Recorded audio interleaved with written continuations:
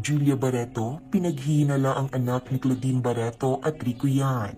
Maraming netizens ang nawindang sa isang nagba-viral na tsorya kaugnay sa di umano'y pagkakaroon ng anak ni Rico yan at Claudine Barreto sa katauhan ng sikat na aktres ng ABS-CBN na si Julia Barreto. Tila umabot na sa sukdulan ng pagiging delulo ng ilang mga bagong fans ng pumanaw na aktor na si Rico yan. Ilan kasi sa kanilang mga tsorya ay ang posibilidad na nagkaroon umano ng anak si Rico at Claudine noong sila'y magkarelasyon pa. Ang anak daw ng dalawa ay ang aktres na si Julia Barreto. What if anak talaga ni Rico yan at Claudine Barreto si Julia Barreto? Hindi lang tanggap ni Claudine na wala na si Rico yan, kaya binigay niya si Julia Barreto sa kapatid niya. Ayon sa isang post na kumakalat ngayon sa social media, maraming netizens ang tila nahuhumaling sa ideyang ito.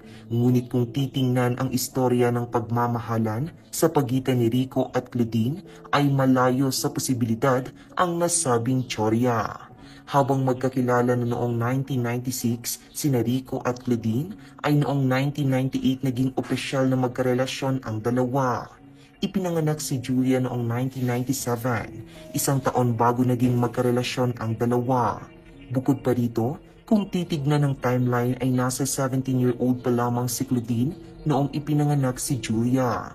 Imposibleng hindi malaman ng publiko kung buntis si Claudine dahil sa sobrang sikat na ang aktres at ang mga Barreto noong panahon na iyon. Sa mga tala ng kasaysayan ng showbiz, napakabihira ng mga ganitong klaseng sikreto na hindi lumalabas lalo na't sobrang sikat ng mga personalidad na sangkot. Ang mga Barreto ay isang prominenteng pamilya sa industriya ng entertainment at ang bawat kilos nila ay binabantayan ng media at publiko. Kung tunay ngang nagdalang tao si Claudine noong mga panahong iyon, tiyak na magiging malaking balita ito. Dagdag pa rito, si Julia Barreto ay anak ni Dennis Padilla at Marjorie Barreto na kapatid ni Claudine. Lumaki si Julia sa ilalim ng pagmamahal at paggabay ng kanyang mga magulang at walang anumang indikasyon na mayroong ibang katotohanan tungkol sa kanyang pagkatao.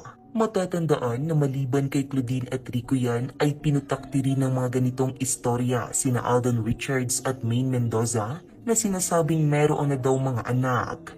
Ang mga haka-haka na ito ay kadalasang nagmumula sa mga tagahanga na nais lamang gawing mas romantiko ang kwento ng kanilang mga idolo.